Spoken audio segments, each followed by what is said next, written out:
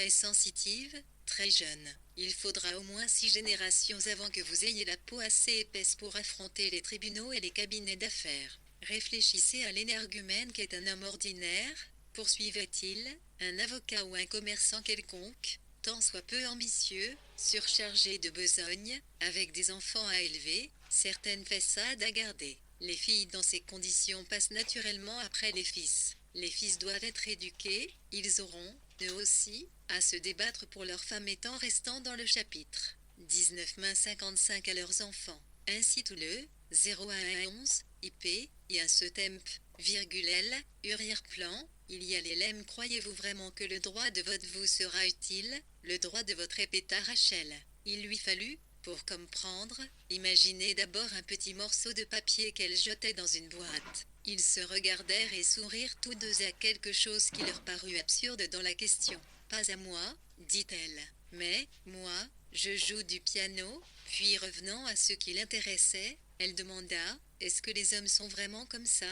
Moi, je n'ai pas peur de vous. Elle le regarda délibérément. Au moi, ce n'est pas la même chose, répliqua Iway, je dispose de 6 à 700 livres par an. Et puis, grâce au ciel, on ne prend jamais au sérieux un romancier. Il y a évidemment une certaine compensation aux corvées du métier dans le fait que les gens vous prennent tout à fait au sérieux, qu'on touche des appointements, qu'on possède un bureau et un titre, avec plusieurs initiales à la suite de son nom, et des bouts de ruban et des diplômes. Je ne reproche à personne ces choses-là, bien que parfois cela me dépasse. Quelle étrange cuisine! Quel miracle réalisé grâce à la conception masculine de l'existence! Juge, administrateur, armée, marine, parlement, municipalité, quel monde nous avons créé là! Voyez Hearst, par exemple, depuis que nous sommes là, il ne s'est pas passé un seul jour tant restant dans le chapitre 18 55% 1.1, 11.1, sans qu'on ait sous le qu'un point que Estillon, doit-il rester à Cambridge ou s'inscrire au barreau? Il s'agit de sa carrière, et sa carrière est sacrée. S'il m'a allé dit cela 20 fois, sa mère et sa sœur doivent l'avoir entendu 500 fois au moins. Vous représentez-vous ces conclaves de famille, où l'on dit à la sœur d'aller porter à manger au lapin pour laisser la salle d'études à Saint John? Saint John travaille. Saint John réclame son thé. Vous ne connaissez pas ces choses-là? Quoi d'étonnant si Saint John attribue à cela la plus haute importance. Il a raison, d'ailleurs, il faut qu'il gagne sa vie.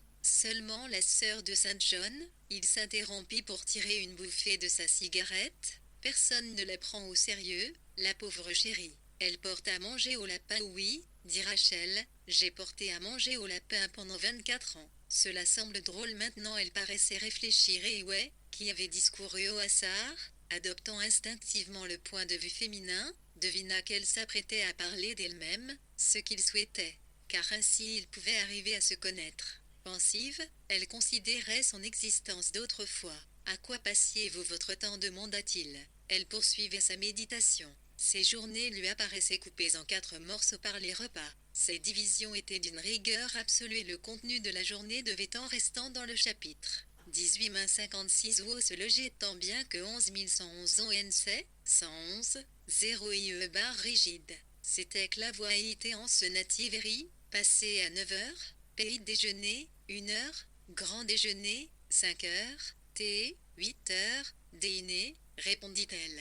Bon, dit ouais, que faisiez-vous dans la matinée? Je passais des heures à jouer du piano et l'après-midi, je faisais des courses avec l'une de mes tantes. Il y avait toujours une chose ou l'autre qu'il fallait arranger, des robinettes qui fuyaient, par exemple.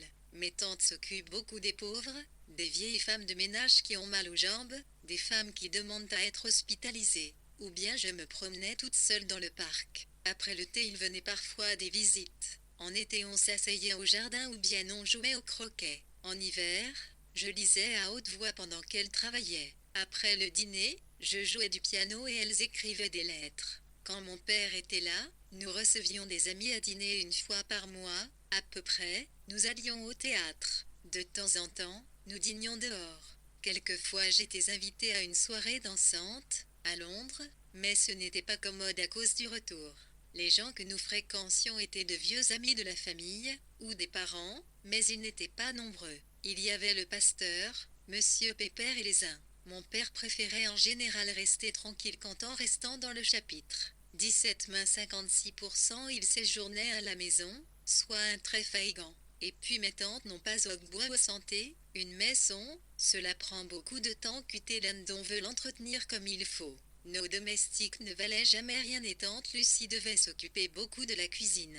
Quant à tante Clara, je crois qu'elle passait une bonne partie de la matinée à épousseter le salon, à vérifier le linge et l'argenterie. Et puis il y avait les chiens. Il fallait leur faire prendre de l'exercice, en plus du lavage et du brossage. Maintenant Sandy est mort, mais tante Clara a un vieux cacatoès qui vient des aides. Chaque chose, dans notre maison, s'écria-t-elle, vient de quelque part. C'est plein de vieux meubles, pas très anciens, de l'époque victorienne, qui existaient dans la famille de ma mère ou dans celle de mon père et dont on n'a pas voulu se séparer, je suppose.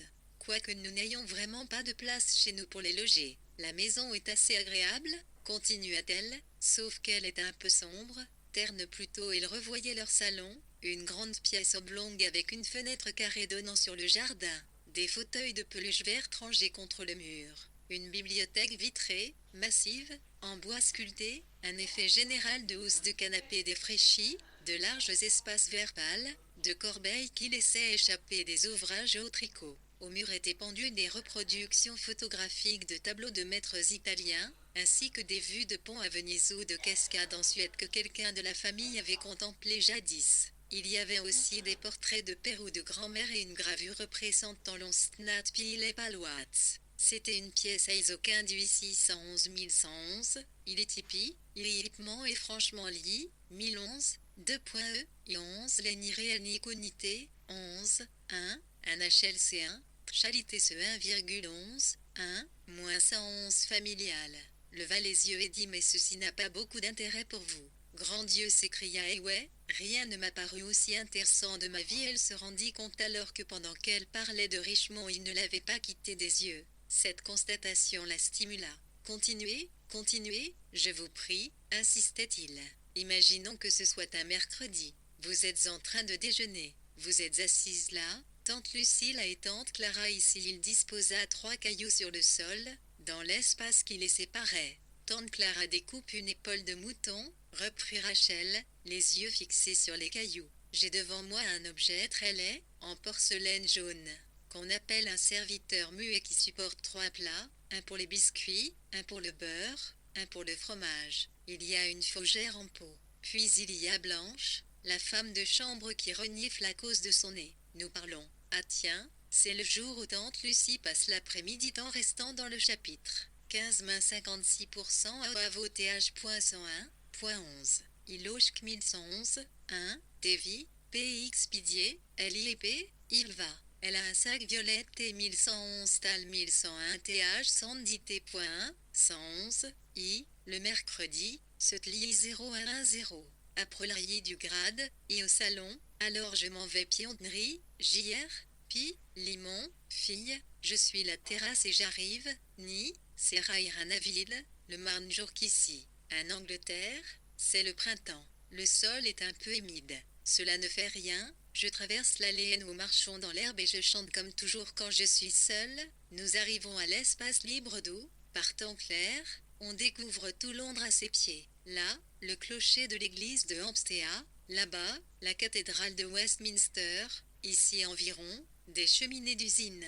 En général les parties basses de la ville sont voilées, mais au-dessus du parc, c'est souvent tout bleu quand Londres est dans la brume. Il y a là un grand pan de ciel où passent les ballons qui vont à Hurlingham. Ils sont d'un jaune pâle. Il y a une bonne odeur, surtout quand par hasard on est en train de brûler du bois dans la loge du gardien qui est là. Je saurais encore vous dire le chemin qu'il faut prendre pour aller de tel à tel endroit, et quels arbres exactement vous rencontreriez, et où il faudrait que vous traversiez les avenues. C'est là que je jouais, vous savez, quand j'étais petite. Au printemps, c'est bien, mais c'est en automne que c'est le plus beau, lorsque les cerfs brament. Puis le jour commence à baisser et je m'en retourne par les rues, et on ne distingue plus bien les gens, ils passent très vite.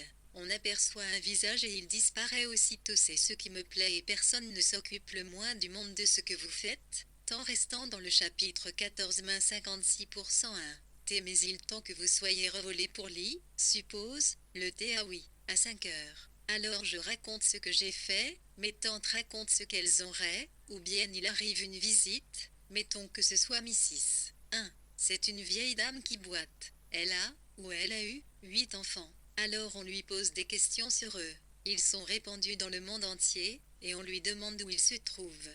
Quelquefois ils sont malades, ou en garnison dans une zone de choléra, ou dans une région où il pleut une fois tous les 5 mois. Mrs. 1, ajouta Rachel avec un sourire, avait un fils qu'un ours a étouffé dans son étreinte ici. Elle s'arrêta et regarda Ewa pour voir s'il était amusé par les mêmes détails qu'elle.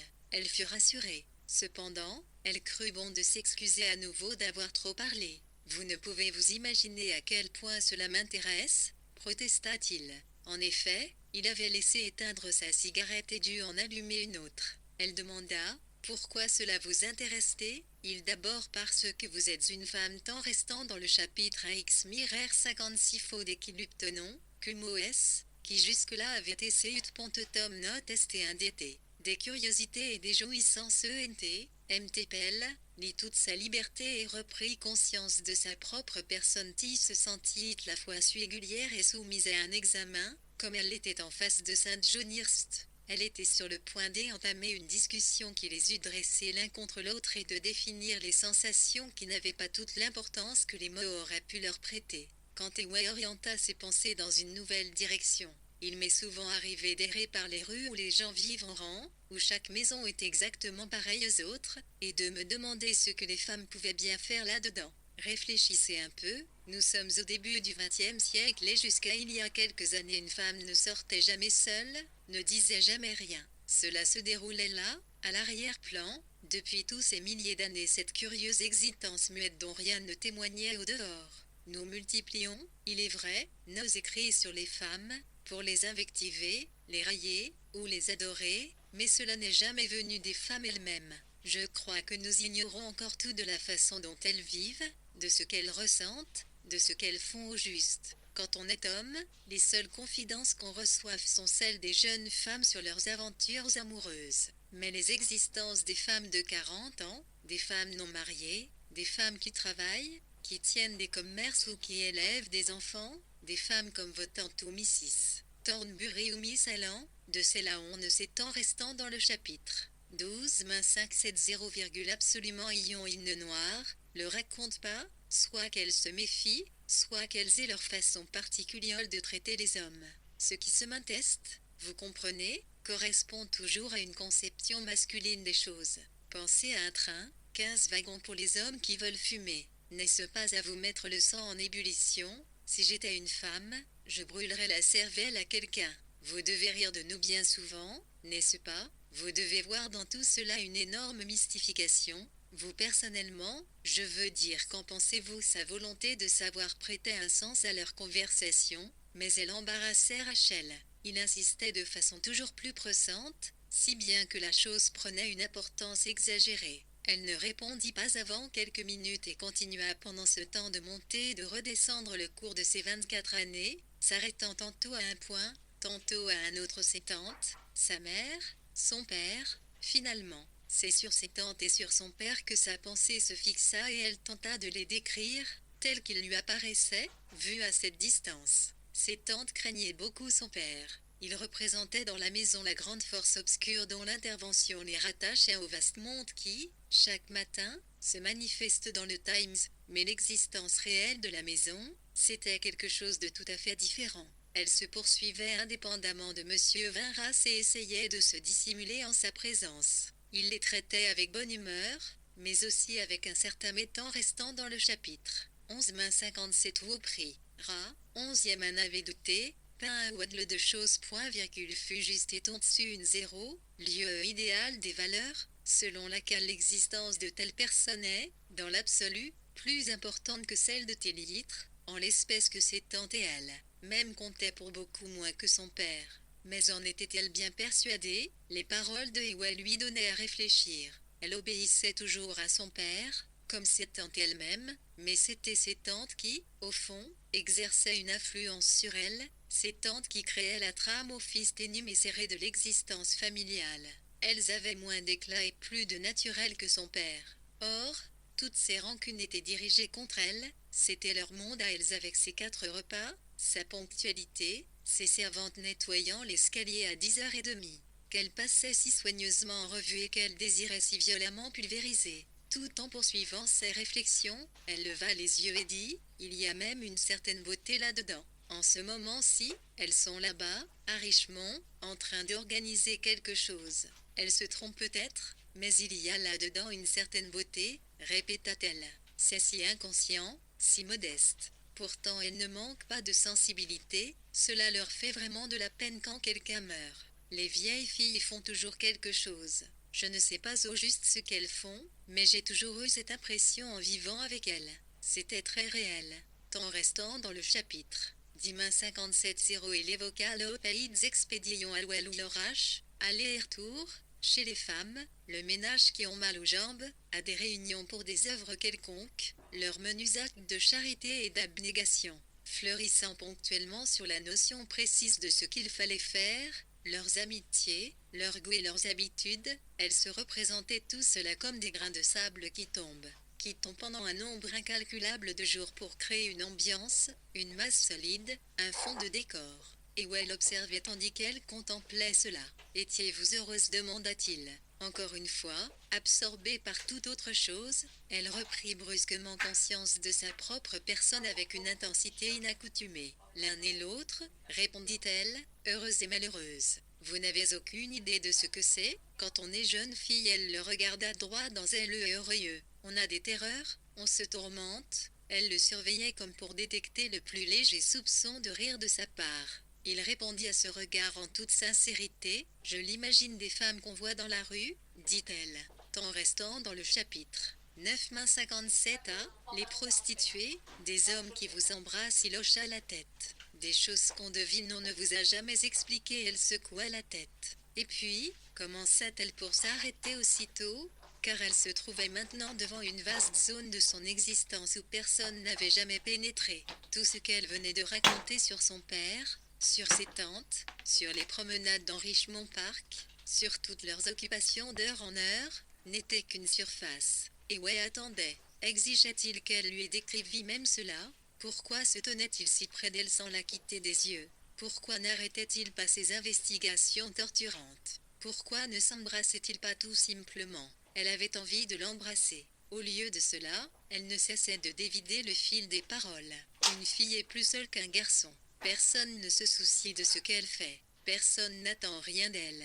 À moins qu'elle ne soit très jolie, on n'écoute pas ce qu'elle dit. Et c'est ce que j'aime, ajouta-t-elle avec énergie, comme si le souvenir lui en fût agréable. J'aime à me promener dans Richmond Park et chanter en restant dans le chapitre. 8-57 pour moi seul et savoir que tout le monde rit, lit. J'aime regarder ce qui se passe, comme le soir où nous vous regardions sans que vous nous voyiez. J'aime la liberté de tout cela, c'est comme si on était le vent ou la mer. Elle se détourna avec un curieux geste d'envol et regarda la mer. Celle-ci était encore très bleue et s'en allait à perte de vue en dansant, mais la lumière, au-dessus, se faisait plus jaune et les nuages se coloraient de rouge flamand. En l'écoutant, Ewe avait éprouvé une impression de profond découragement. Il paraissait évident qu'elle ne s'attacherait jamais à une personne plutôt qu'à une autre. Envers lui, elle n'avait manifestement que de l'indifférence. Ils s'étaient, semblait-il, beaucoup rapprochés d'abord pour se retrouver ensuite aussi éloignés que jamais l'un de l'autre. Le geste qu'elle venait de faire en se détournant avait eu une étrange beauté. C'est absurde, fit-il d'un ton bref, vous aimez les gens, vous aimez qu'on vous admire. Si vous en voulez à Hearst, c'est au fond parce qu'il ne vous admire pas. Elle ne répondit qu'après un moment de silence. C'est probablement vrai. Bien sûr, j'aime les gens. J'aime à peu près tous ceux que j'ai pu rencontrer jusqu'ici. Elle tourna le dos à la mer et dirigea sur Ewe un regard amical, bien que critique. On savait bon aspect, comme quelqu'un tant restant dans le chapitre. Cette main 5700 qui a toujours eu su-tu, im, 1.1,111.111. 111 GT d'air pur à respirer. Il avait une pente de GT, cailleux, vague d'une façon genitale, mais capable, de piante P, N loi une expression de force, ses lèvres étaient sensitives. On pouvait le définir comme un homme très passionné, énergique par excès, susceptible de céder à des changements d'humeur sans beaucoup de rapport avec les faits, tolérant et très exigeant à la fois. L'âme pleure de son front témoignait de ses facultés intellectuelles. L'intérêt avec lequel elle l'observait se fit sentir dans la voix de Rachel quand elle demanda « Quels romans écrivez-vous » « Je veux écrire un roman sur le silence, dit-il, sur les choses que les gens ne disent pas. Mais c'est d'une difficulté énorme, il soupira. Peu vous importe, du reste, reprit-il en la regardant d'un œil presque sévère. À qui cela importe-t-il? On ne lit un roman que pour savoir à quelle espèce de gens appartient l'auteur, ou bien, si on le connaît déjà, pour voir lesquels de ses amis il a fait figurer là-dedans. Quant au roman proprement dit, à sa conception générale, à la façon dont l'auteur a vu, a senti son sujet, l'a présenté dans ses rapports avec le reste entre 1 million d'individus, pas un n'en a le moindre souci. Et pourtant, je me demande parfois s'il existe au monde quelque chose d'autre qui vaille la peine de s'y appliquer. Ces gens-là, il indiqua à l'autel, convoitent toujours des choses qu'ils ne peuvent obtenir. Mais dans le fait d'écrire, ou seulement d'essayer d'écrire, il y a une satisfaction extraordinaire. Ce que vous venez de dire est en restant dans le chapitre. Simain 5801, 1, Exa ne son lit, Yit qui luthier 11110, 1105e, 01 viti seulement être idigné un laïnt un peu de cet athéiste acte 1011 dont il parlait se montra sur son visage, tandis qu'il RER, ardait en loin, veut, la mer. C'était le tour de Rachel de se sentir découragée. En parlant de l'art d'écrire, il était subitement devenu très distant. Il n'allait peut-être jamais s'attacher à personne. Tout ce désir de la connaître, de l'atteindre, dont il l'avait talonné avec une insistance presque pénible, avait complètement disparu. Elle demanda « Vous êtes un bon écrivain ?» « Oui, dit-il. Pas de premier ordre ? Bien sûr. Je suis un bon écrivain de second ordre. À peu près de la valeur de Thackeray, je pense. Rachel en demeura confondue. D'une part, elle s'étonnait d'entendre traiter Thackeray d'écrivain de second ordre, et d'autre part, elle était incapable d'élargir ses conceptions jusqu'à admettre qu'à l'heure présente, il pût exister de grands écrivains ou, en tout cas, que quelqu'un parmi ses connaissances pût être un grand écrivain. Une telle confiance dans sa propre valeur la stupéfiait de la part de Hewey, il lui paraissait de plus en plus lointain, tant restant dans le chapitre. Simain 58-0 dans mon point 11111, Espon, Yville, il 1,1 R, It, Lim jeune homme obsède 1.11 Nioïde, ils vont 1111 Irma et il s'arrange pour vivre à Canibiri, avec 100 livres par an il possède un veston qui est tête et bon intérieur. Loi. Mésir pantalon laisse à désirer. Oui, il va à Londres et pénètre dans la bonne société grâce à une aventure matinale sur les bords de la Serpentine. Peu à peu, il est entraîné à dire des mensonges. Mon projet, voyez-vous, consiste à montrer la corruption progressive de l'âme. Il se fait passer pour le fils d'un grand propriétaire terrien du Devonshire. Entre-temps, son veston s'use de plus en plus et son pantalon, c'est à peine s'il ose le porter. Vous imaginez le malheureux qui contemple ses habits après une magnifique soirée de débauche, qui les suspend au pied de son lit, qui les tourne et les retourne, tantôt en pleine lumière, tantôt dans l'ombre. Se demandant s'ils vont lui survivre ou bien le contraire, il commence à avoir des idées de suicide. Il a un ami qui, de son côté, végète comme il peut en vendant des petits oiseaux qu'il prend au piège dans les champs, aux environs d'Uxbridge. Ces deux hommes sont des érudits. J'en connais quelques-uns. De ces pauvres types faméliques qui vous citent Aristote, attablés devant un hareng frit et une pinte de bière. Il faut, d'autre part, que je m'étende assez longuement sur la vie mondaine, afin de montrer mon héros dans diverses circonstances. Lady Theo Bingham Bingley, dont il a eu la bonne fortune d'arrêter la jument Baie, est la fille d'un père, vieux Tory très distingué. Je vais décrire le genre de soirée que j'ai fréquentées autrefois les intellectuels mondains, vous savez, ceux qui aiment avoir sur leur table le dernier livre paru. Ils donnent des temps restants dans le chapitre. 5,58% réception, dès le tétéon, les réceptos ils l'ont joué, petit jeu ELL Népéis, Ashtli 28 péripéties. La diticulte, c'est point V les oïdonnes, David, qu'elle ne vous entraîne trop loin, comme c'est arrivé à accent circonflexe la pauvre Lady Théo. Latin, pour elle, sera désastreuse. Car le livre, dans mon esprit, s'achève dans la respectabilité la plus absolue et la plus sordide.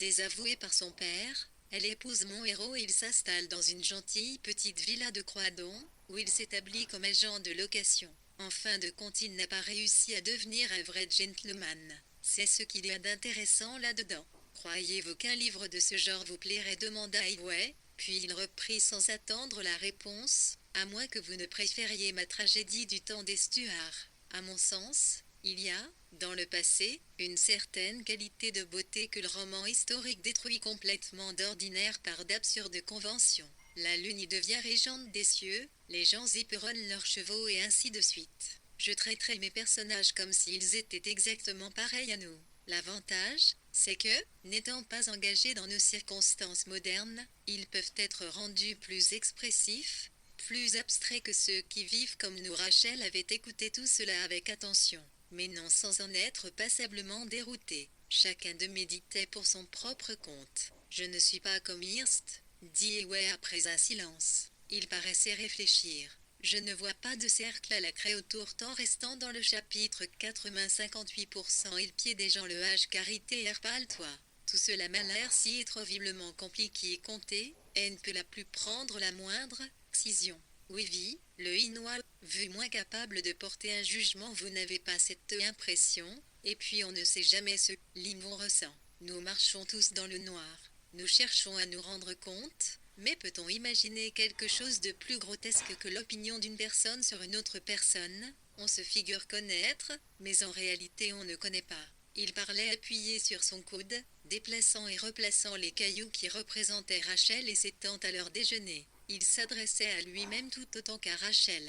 Il raisonnait pour contrecarrer le désir qui lui revenait, intense, de la prendre dans ses bras, d'en finir avec les allusions indirectes, d'expliquer exactement ce qu'il ressentait. Ses paroles allaient à l'encontre de sa conviction, tout ce qu'il y avait d'important chez Rachel, il le connaissait, il le sentait dans l'air qui les environnait. Mais il n'en disait rien, il continuait à ranger les cailloux. Vous me plaisez. Est-ce que je vous plais, dit Rachel tout à coup. Vous me plaisez énormément, répondit Highway avec l'accent de délivrance de quelqu'un à qui l'on offre l'occasion inattendue d'exprimer ce qu'il avait envie de dire. Il cessa de déplacer les cailloux, tant restant dans le chapitre. 3-58-0. Ne pourrions-nous y lu? Non, apprit Trashel Terence de Yves. En date et Terence, répéta Rachel. Terence, c'est comme un cri de hibou. Transportée d'une brusque allégresse, elle leva sur Terence des yeux dilatés de plaisir et fut frappée aussitôt par le changement qui s'était opéré dans le ciel derrière eux. Le jour, d'un bleu substantiel, avait pris une teinte plus pâle, plus éthérée. Les nuages étaient roses, très lointains, pressés les uns contre les autres. La paix du soir avait remplacé la chaude après-midi méridionale du début de leur promenade. Il doit être tard, s'écria-t-elle. Il était près de 8 heures. Mais ici, cela n'a pas d'importance qu'il soit 8 heures, n'est-ce pas, demanda Terence tandis qu'il se levait et se dirigeait vers l'intérieur du pays. Ils descendirent d'un bon pas la petite sente entre les oliviers. Ils avaient le sentiment d'une intimité accrue du fait de savoir, tous les deux, ce qui se passait à 8 heures à Richmond. Terence précédait Rachel, l'étroitesse du chemin les empêchant de marcher côte à côte, tant restant dans le chapitre. Demain 58-0,1110 page V01. Il loindrant et Yvan des romans se rapproche Boamoli, il le RS, pu, volley voulait atteindre quand vous jouez, du Pimo, Wanouiel Satéil, parlant par-dessus son épaule. Nous lichons de saisir ce qui existe derrière les choses, n'est-ce pas? Voyez ces lumières en bas, reprit-il, jetez-la n'importe comment, je cherche à les coordonner. Avez-vous déjà vu des feux d'artifice qui forment des figures? Je veux faire des figures. Est-ce cela que vous cherchez aussi? Ils étaient maintenant sur la route et pouvaient avancer de front. Quand je joue du piano, la musique, c'est autre chose. Mais je vois ce que vous voulez dire. Chacun essayait d'inventer une théorie et de la faire concorder avec celle de l'autre. Et n'étant pas musicien, Rachel prit sa canne et se mit à tracer des signes dans la fine poussière blanche pour montrer comment Bach composait ses fugues. Comme il se remettait en route après une de ses démonstrations, expliqua, mes dispositions musicales ont été annihilées par un organiste de village, chez nous. Il avait inventé un système de notation et se mit en tête de me l'enseigner, avec ce résultat que je n'ai jamais pu aborder l'exécution d'un morceau. Ma mère était d'avis que la musique, Pour les garçons, cela manque de virilité. Elle voulait me voir tuer des rats et des oiseaux, c'est ce qu'il dit en restant dans le chapitre. 58%.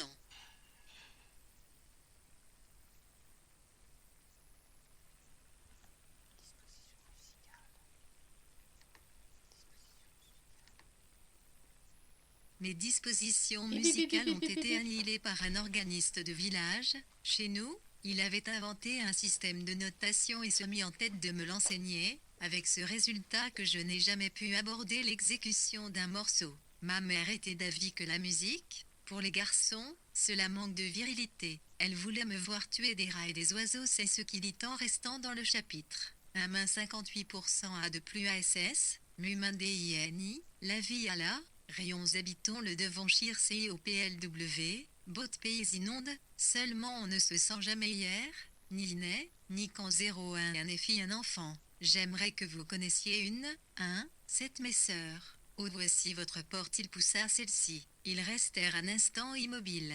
Elle était incapable de le prier d'entrer, incapable de dire qu'elle espérait le revoir. Il n'y avait rien qui pût être dit. Sans un mot, elle franchit la porte et, très vite, devint invisible. Dès qu'il ne la vit plus, Ewe fut repris par son malaise de naguère, qui n'avait fait que s'accentuer. Leur entretien venait d'être interrompu au beau milieu, juste au moment où il commençait à formuler ce qu'il voulait exprimer. Qu'était-il parvenu à se dire?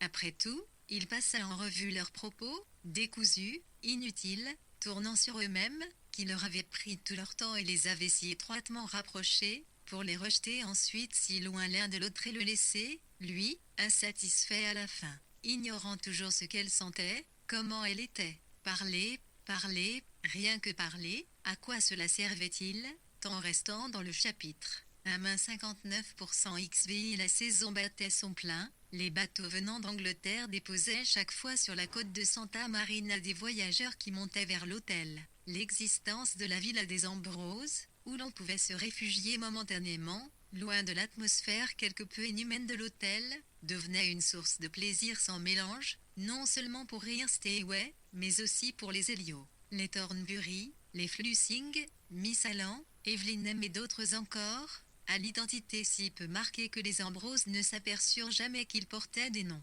Peu à peu, une sorte de correspondance s'établit entre les deux maisons, la grande et la petite, de sorte que la plupart du temps chacune d'elles pouvait se représenter ce qui se passait dans l'autre et qu'en disant la villa ou l'hôtel on évoquait deux systèmes d'existence bien séparés. De simples relations paraissaient devoir se changer en amitié, le lien unique qui partait du salon de Mrs. Paris n'avait pas manqué de se diviser en une quantité d'autres attaches aboutissant à diverses régions de l'Angleterre. Certaines de ces alliances avouaient franchement leur fragilité, d'autres prenaient un caractère excessif, pathétique, faute de s'appuyer sur la solide routine des usages anglais. Un soir où la lune se montrait, ronde entre les arbres, Evelyn M conta l'histoire de sa vie à Elan, lui réclamant en retour une éternelle amitié. Une autre fois, à la suite d'un simple soupir, d'un silence ou d'une parole inconsidérée, la pauvre Mrs. Elio quitta la villa tout en larmes, jurant en restant dans le chapitre.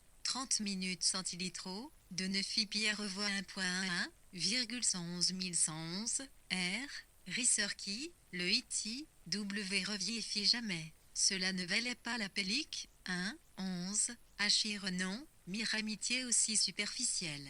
Pendant cette période, un Leway aurait, certes, pu trouver dans la villa une matière excellente pour certains chapitres de son roman, Le silence, ou Les choses qu'on ne dit pas. Elan et Rachel étaient devenues très silencieuses.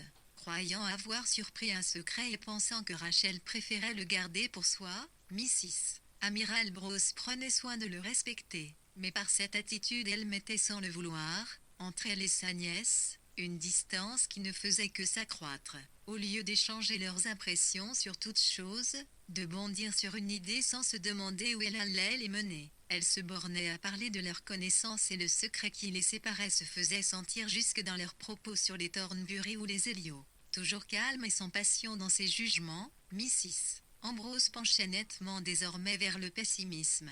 Elle montrait moins de sévérité à l'égard des individus que de doute quant à la bonté du destin et aux résultats à longue échéance. Elle insistait sur le fait que le sort est, en général, hostile aux gens en proportion de leur mérite. Et cette théorie même, elle était prête à la rejeter au profit d'une autre, selon laquelle le chaos triomphait, les événements se produisaient sans raison aucune et l'homme ne pouvait que marcher à tâtons dans l'illusion et dans l'ignorance. Elle prenait un certain plaisir à développer ses vues devant sa nièce, citant comme exemple à l'appui les nouvelles qu'elle recevait de chez Temps restant dans ce chapitre. 29 minutes 59% LLC 1,1111, 11.11 al, 111 put tout en si bien tant mauvaise.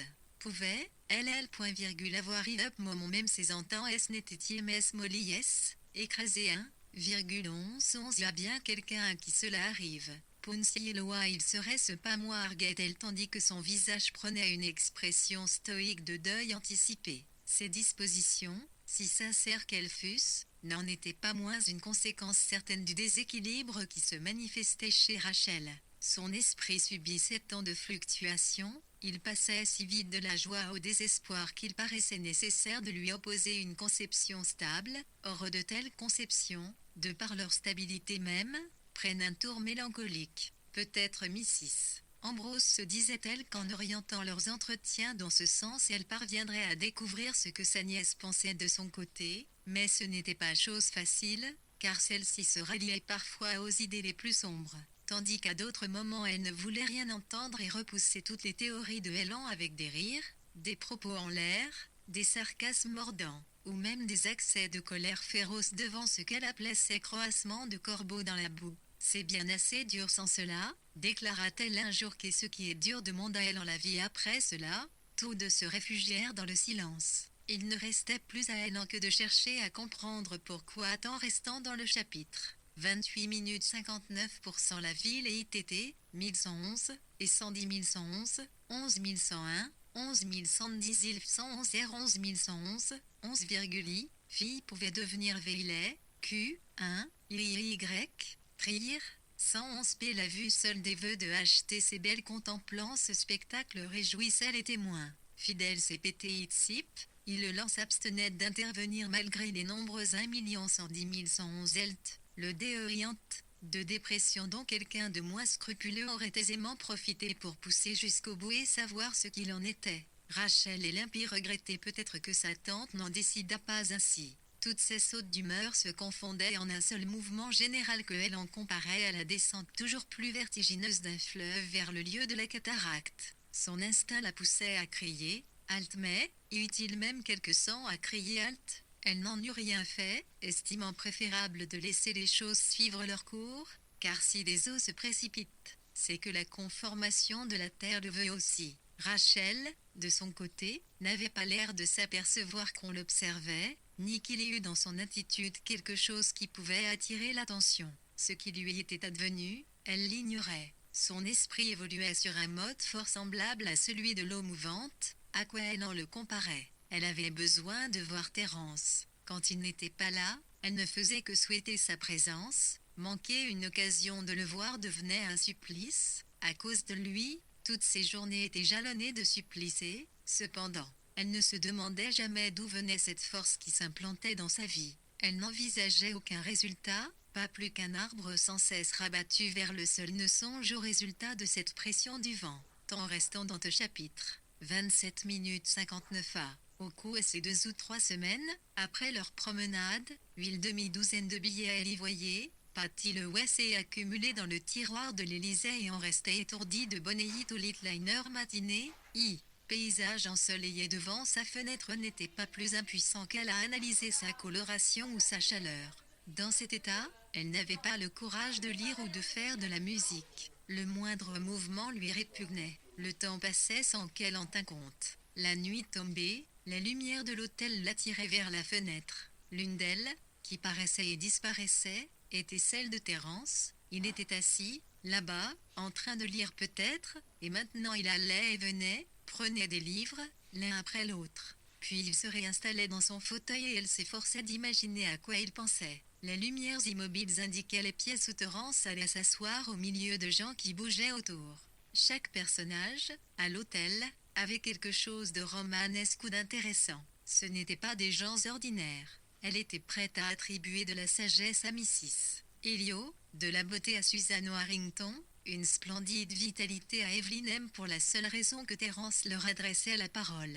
Avec la même absence de motif, la même tendance à généraliser, elle cédait au découragement. Son esprit s'assombrissait alors comme le paysage environnant aux heures où il était accablé de nuée, le vent et la grêle le fouettant à coups redoublés. Elle s'abandonnait, passive, à la souffrance, sans bouger de son fauteuil et les propos de Hélan, fantasques ou sinistres, devenaient autant d'aiguillons qui lui arrachaient un cri de protestation contre la dureté de la vie. Les moments les meilleurs étaient ceux où, en restant dans le chapitre 26 minutes 59% sans fi de Inopu, P. Your des sensations s'éblissaient et un nivelet, 11,11, 0 à 1, premier, mais avec, dans ses details, une joie, 111 watts loulou, jusque-là ignorée. Cela prenait un sens connu vieilli qui l'avait recorrigné dans l'arbre, les nuits et l'idée était soluble, tiens, inséparé des jours 111e eût aimé y tenir tous les jours, seule continuité ininterrompue de sensations.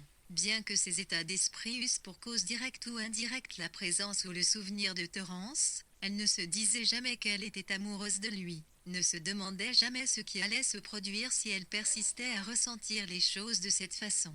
De sorte que l'image du fleuve qui descend vers le lieu de la cataracte paraissait très conforme à la réalité et justifiait les fréquentes alarmes de Hélène. Dans sa curieuse disposition où ses sentiments n'étaient jamais analysés, elle demeurait incapable de former un projet qui pût influer sur son état d'esprit. Elle s'abandonnait à la merci des incidents, souffrant de ne pas voir Terence un jour, le rencontrant le lendemain, recevant toujours ses lettres avec un mouvement de surprise. N'importe quelle femme sachant tant soit peu comment évolue une intrigue amoureuse aurait tiré de tout cela certaines conclusions, de manière à pouvoir du moins s'appuyer sur une théorie. Mais personne n'avait jamais été amoureux de Rachel et elle-même n'avait jamais été amoureuse de personne. En outre, aucun des livres qu'elle lisait, depuis Léo de Hurlevent jusqu'à L'Homme et le surroman passant par le théâtre d'Ibsen, ne permettait de penser, d'après sa façon dont elle lisait, ph. 0 à 11, 111 10 11 ts de ses héroïnes correspondaient 0, h 1100 à 1 litre 110 avait l'impression de sentir piole, pio, moins 110. Sissi n'avait pas de nom. Elle voyait Terence très souvent. Les jours où ils ne devaient pas se rencontrer, il lui envoyait d'habitude un mot accompagnant un livre ou comment ant un livre car, décidément, il ne renonçait pas à cette voie qui conduisait à plus d'intimité. Mais parfois il restait plusieurs jours sans se montrer, sans écrire. La rencontre après cela leur apportait ou bien une joie exaltante, ou bien un désespoir accablant. Sur l'instant de la séparation planait chaque fois l'ombre d'une rupture, de sorte qu'ils étaient insatisfaits, chacun ignorant d'ailleurs que l'autre partageait son impression. Ignorant ce qu'elle ressentait elle-même, Rachel ignorait plus complètement encore les sentiments de Terence. Au début, ses gestes avaient été ceux d'un dieu, à mesure qu'elle le connaissait davantage, sans cesser d'être un centre de lumière, il joignait à cette beauté le pouvoir miraculeux de la rendre, elle, audacieuse et pleine d'assurance. Elle découvrait des sensibilités, des facultés insoupçonnées chez elle-même et, dans le monde extérieur, des profondeurs inconnues. De ce qui les unissait, elle se faisait une représentation visuelle plutôt que raisonnée. Son idée de ce que Terence devait ressentir était figurée par une image de Terence qui traversait la pièce pour venir se placer à son côté. Ce passage à travers la pièce correspondait à une sensation physique. Mais quel en était le sens ? Elle n'en savait rien. Ainsi le temps suivait son coin, calme et clair à la surface. On recevait d'Oloté et d'anglais crieux, un recevait des lettres de Wiyubi, los jouit point émulier leurs intimes incidents, façonnant l'aspect de l'année. À la S111, trois odes de Pindar avaient été mises au point, l'homme avait couvert environ 5 pouces de son canevas, Saint John avait terminé les 2 premiers actes d'une pièce de théâtre. Lui et Rachel étant désormais bons amis, il lui en fit la lecture. Elle fut si vivement impressionnée par sa science du rythme, par la variété de ses adjectifs, et aussi par le fait qu'il était l'ami de Terence, qu'il commença à se demander si sa vocation était bien le droit et non la littérature. Ce fut une période de réflexions approfondies et de révélations soudaines pour plus d'un couple et pour quelques individus isolés. Un dimanche arriva, qu'aucun des hôtes de la villa, sauf Rachel et la servante espagnole, ne fit mine de vouloir célébrer. Rachel continuait à fréquenter l'église, parce que, selon Elan, elle n'avait jamais pris la peine de réfléchir à cela. Comme un service divin avait lieu à l'autel, c'est là qu'elle se rendit, escomptant le plaisir de traverser le jardin et le hall, bien qu'il ait eu peu d'espoir d'y rencontrer Terence, moins encore de pouvoir lui parler. Les Anglais étant en majorité à l'hôtel, la différence entre un dimanche et un mercredi était presque aussi grande qu'en Angleterre. De même que là-bas, le dimanche y passait comme un spectre noir et muet, ou comme le fantôme repenti d'un jour ouvrable. Impuissants à réduire l'éclat du soleil, les Anglais partant restant d'Anne, le chapitre 23-60% venait-on de Unico, mi-1, tileusement athée, 8 PHI les heures, à de colorer le id, allonger le repas, à terre prendre au domestique, et au petit, à point virgule ce x même un air de solennité d'ennui. La belle tenue arbonne pour la circonstance contribuait Pellet de l'an, amble une dame ne pouvait s'asseoir, semblait-il, sous peine de chiffonner un jupon fraîchement empesé. Un monsieur ne pouvait respirer sans faire craquer le plastron de sa chemise. Ce dimanche-là, tandis que l'aiguille de la pendule s'avançait vers le chiffre 11, les gens se rassemblaient peu à peu dans le hall, serrant dans leurs mains de petits volumes à tranches rouges. Quelques minutes avant l'heure, un personnage épais et noir traversa la pièce d'un air préoccupé, comme si, tout en remarquant les saluts qu'on lui adressait, il préférait ne pas en tenir compte. Il s'engagea dans le couloir, au-delà du hall, Monsieur Bax, chuchota Mrs. Thornbury. Le petit groupe s'ébranla alors sur les traces du personnage épais et noir. Dévisagés d'une façon bizarre par ceux qui n'étaient pas disposés à les imiter, ils se dirigèrent tous avec lenteur et componction vers l'escalier. Quelqu'un manquait cependant encore, c'était Mrs. Flushing. Elle descendit en courant, traversa précipitamment le hall, rejoignit, hors d'haleine, le cortège et interrogea Mrs. Thornbury en un tumultueux chuchotement, où est-ce, tant restant dans le chapitre 22-60% novi, veto, Ipondinbury avec clou cuinté, de pâle, l'est mis à descrildre. Rachel se trouvait palier l'ospen, y 119 patérance et first qui fermait les maths, lit, en faisant, un livre noir, mais avec un mince volume relié en toile bleue claire, Saint John Trinley sous le bras. L'ancienne chapelle des moines était un lieu plein d'une fraîcheur souterraine, où pendant des siècles on avait dit la messe et accompli les pénitences sous le froid clair de lune. En adoration devant de vieilles peintures brunes et des statues de saints qui se tenaient dans les niches, la main levée en un geste de bénédiction. Entre le culte catholique et le culte protestant il y avait une période de désaffectation, pendant laquelle cet endroit abrita des jarres d'huile ou de liqueur et des fauteuils transatlantiques. L'hôtel devenu prospère, une organisation religieuse quelconque s'était chargée du local qui désormais se trouvait meublé d'un certain nombre de bancs vernis, jaunes, avec des tabourets lits de vin pour les pieds. Il y avait aussi une petite chaire et un aigle de cuivre portant la Bible sur son dos. La piété de quelques femmes avait fourni de vilains carrés de tapis et de longues bandes de broderie, lourdement ouvragées de monogrammes dorés. À leur entrée, les fidèles furent salués par les accents mélodieux de l'harmonium sur lequel Miss Willette, dissimulée derrière un rideau de serge, plaquait avec des doigts incétins d'emphatiques accords. Les sons se propageaient dans temps restant dans le chapitre 21-60% la chapelle comme des siècles suit l'eau à Pilly, est-ce la chute d'une picro. Les 5 puis, 1111, Iri formait la citance penchait l'aile, elle te le rouit commencer, puis, se redressant, regardèrent autour d'elle, fond, tait silencieux et la lumière, ici, semblait plus faible qu'en fiant on se dispensa d'échanger les saluts et les sourires d'usage, se contentant d'enregistrer la présence des uns et des autres. Tête basse, on écouta l'oraison dominicale, tandis que leurs voix se mêlaient en un babil enfantin, les fidèles, dont beaucoup ne se connaissaient que pour s'être croisés dans l'escalier, sentirent une touchante unanimité et une bienveillance réciproque s'établir entre eux.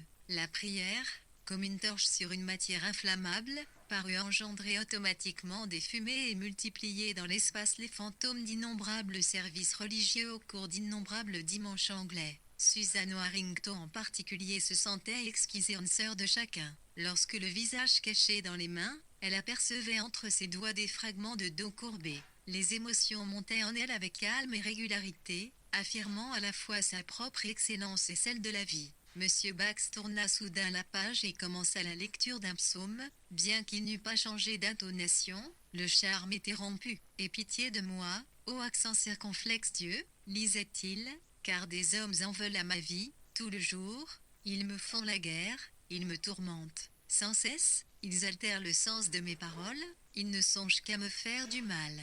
Ils complotent, ils épient, brise-leur les dents, ô accent circonflexe Dieu, dans la bouche, éternelle, arrache les mâchoires des lions, tant restant dans le chapitre. 20-60% qu'ils se dissipent, nain, mu qui écoule, qu'il ne lance que des mires et mousses. Rien de ce que SW, en essaye de l'existence ne correspondait à cela comme elle n'avait taille, elle aime goût du langage, elle avait cessé depuis NR, Temp, de prêter attention aux propos de ce genre, tout en les écoutant avec le INR2RN respect automatique une déclamation du roi Lear.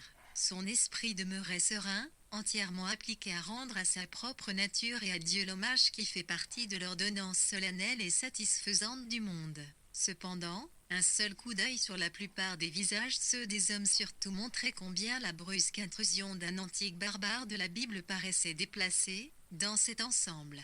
Chacun prenait un air de plus en plus séculier et critique devant les fureurs du vieil homme noir qui, les reins ceints de toile, multipliait des imprécations et des gestes véhéments près d'un feu de bivouac au désert. Il y eut ensuite un froissement de feuilles et qu'on tourne, comme en classe. On lut un court passage de l'Ancien Testament où il était question de creuser un puits, avec des airs d'écoliers qui, après avoir refermé leur grammaire française, traduisent un fragment facile de l'anabase. Puis, on en revint au Nouveau Testament, à la triste et belle figure du Christ. En écoutant sa parole, tous s'appliquèrent de rechef à faire concorder cette interprétation de l'existence avec les existences qui étaient les leurs. Or, comme celle-ci offrait une grande variété, les unes temps restant dans le chapitre 19-61-0 pratique, rôle, la chien or, inepte vs, d'entre encore indiscipliné au QM, T1 il, 01 bien amoureuse, ou bien depuis longtemps les mecs, ariotite sans saillon, sauf celle du camp 01 téléparole, du agiste à Bouiron. Les résultats fort dissemblables. À en juger d'après les physionomies, la plupart des fidèles semblaient s'abstenir, le tout effort, accueillant, dans une attitude pour ainsi dire prostrée, les idées auxquelles les MOS conféraient un caractère d'excellence de même, sans doute, qu'une experte brodeuse de l'endroit avait accueilli comme une chose belle l'affreux modèle bariolé de son tapis.